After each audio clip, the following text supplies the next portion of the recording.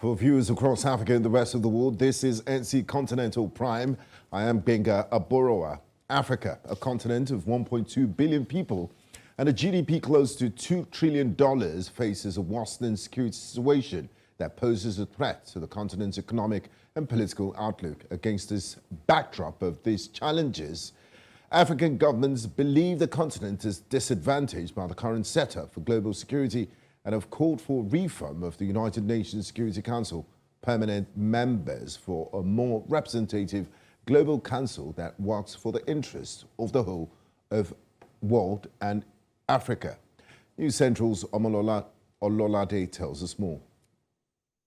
Africa is a huge continent with a lot going on at any point in time. The past year has not been different. There has been good news and more than a fair share of bad news.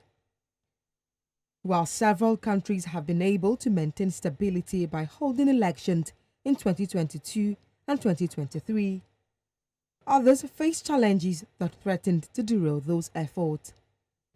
In Cameroon, the crisis emanating from Boko Haram splinter groups and displaced persons fleeing neighboring countries has only gotten worse in the country's northwest and southwest regions.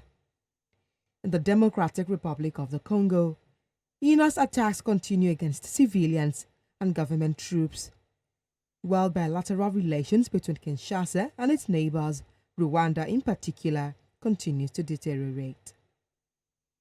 Sudan is facing its own crisis. The capital city, Khartoum, and surrounding areas are experiencing extensive violence due to the conflict between the forces loyal to the generals at the helm of affairs in the country. The ongoing crisis has left the country with over 4 million internally displaced persons, causing a humanitarian crisis. In light of recent events regarding security issues across Africa, African governments believe countering terrorism is imperative for peace in order to maintain the integrity of national security while keeping the population safe in the process. To stress on the fact that the shared nature of threats emanating from terrorist and extremist groups in West Africa, in light of the happenings in the world at the moment, demands the enhanced collaboration of all security actors within the region and of the Security Council. I call on the Council to be preemptive rather than reactive in helping to address the underlying causes of instability on the continent and in the Sahel, and thereby help meet the aspirations of our youthful populations who can help our continent to become great and strong.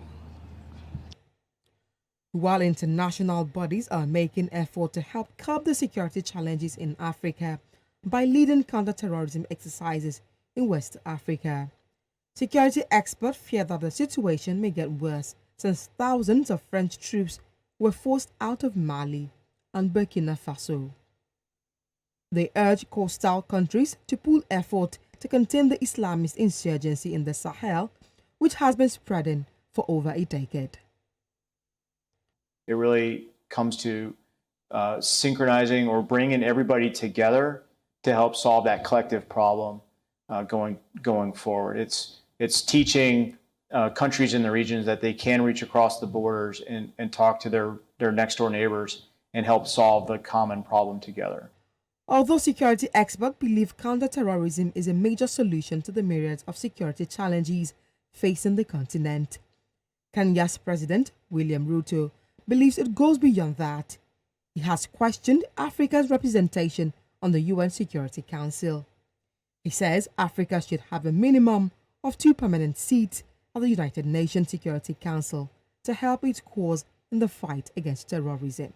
It is therefore time to reform the UN Security Council and change it from an exclusive club of 5 permanent members to a more representative global council that works for the interests of the whole world.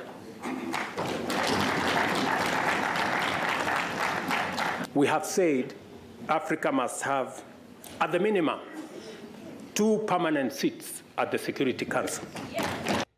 Unable to stem the increasing rate of high-intensity conflict and conflict-related deaths in Africa, the continent's leaders have extended the deadline for peace by another decade shifting the goalpost toward silencing the guns to 2030.